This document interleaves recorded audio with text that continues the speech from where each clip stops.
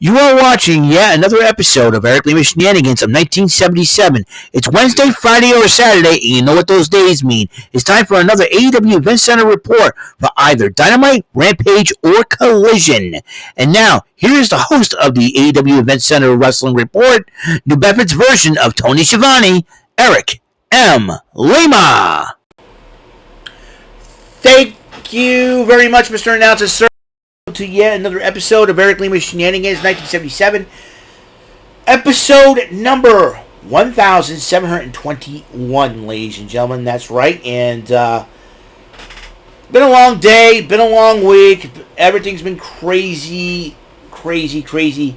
I'm trying to settle down and everything else, and a lot of stuff's been happening, and I personally wanted to go, can I get a vacation or something? You know what I mean? It's been one of those days, man. Been one of those days, dude. I gotta tell you. It's like, God, I wish it was over. You know what I mean? So, gotta talk about what happened on AEW Dynamite. As you know, AEW signed a humongous deal. That most of the AEW library will be on Max, I think including the pay-per-view events. So that's a big to-do deal. So, yeah, I am really, it's one of those things where you just, it's one of those deals, man. It is one of those deals. And I gotta tell you, it's been a crazy thing, been a crazy way, and it's, like I said, it's been insane. Let me tell you. So this insane deal, it's, hmm,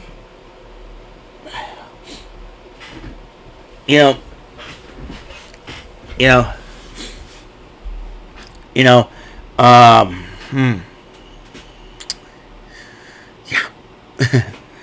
I'm sorry, folks. I'm trying to get my mind here going. Yeah, like I said, it's been a long it's been a long day, a long week, I should say, and crazy stuff is happening all around. And I'm really excited, though, because of the fact that I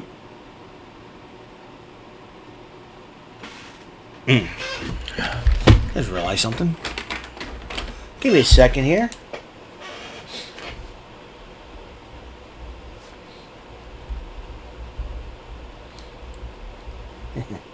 So, yeah, I'm trying to get some time here. Okay, there we go. That's better. So, yeah, as you know, WrestleDream is coming up next Saturday as well. So that's a lot of title, big title matchups, and everybody's been saying there's rumors going around about Shane McMahon and whether or not he's the guy behind the whole, John Moxley, Bryan Danielson storyline.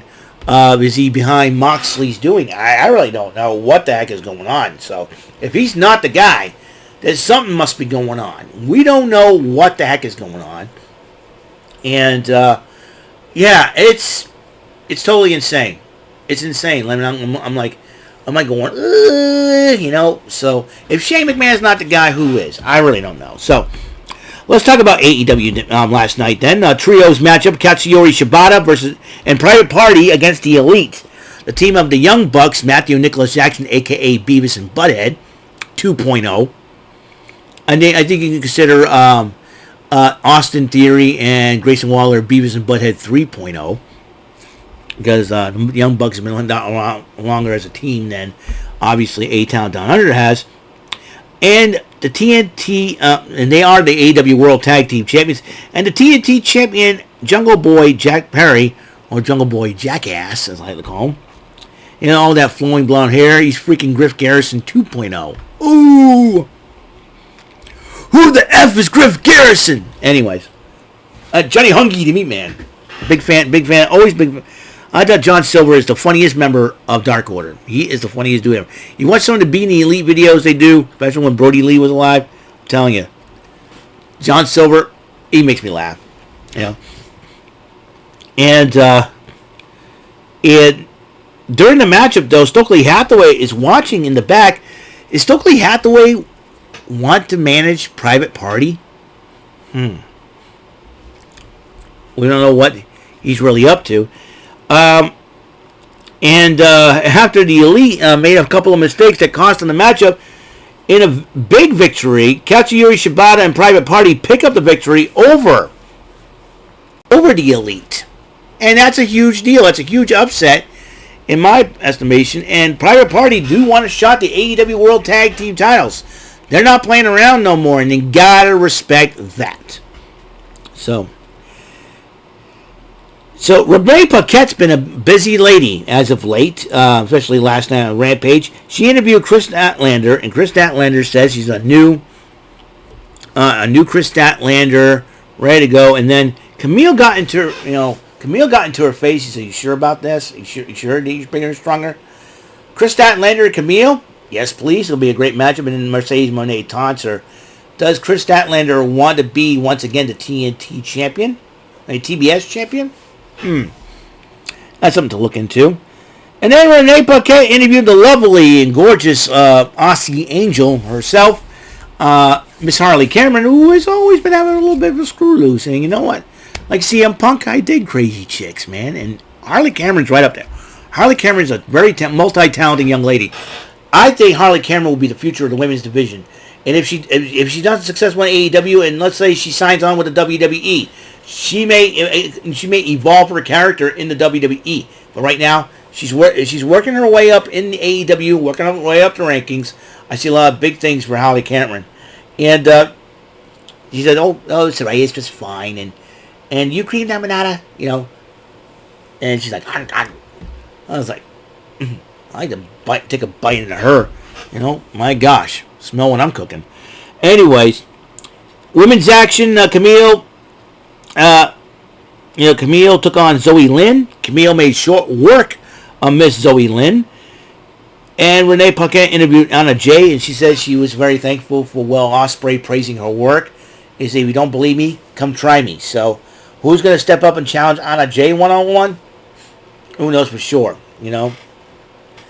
And Deonna Purrazzo and Taya Valkyrie addresses the women's locker room. And they said this code of respect. They said, if we don't get respect, we beat it out of you. So, it's Purrazzo and Valkyrie, who is going to join them, So, Queen Aminata took on Harley Cameron one-on-one, and Queen Aminata did pick up the victory over a very game Harley Cameron, and Queen Aminata was celebrating. Serena Deeb did attack her after the matchup, but then Britt Baker, who probably has a thing against Serena Deeb now, comes in, and this AEW Rampage took place in Pittsburgh.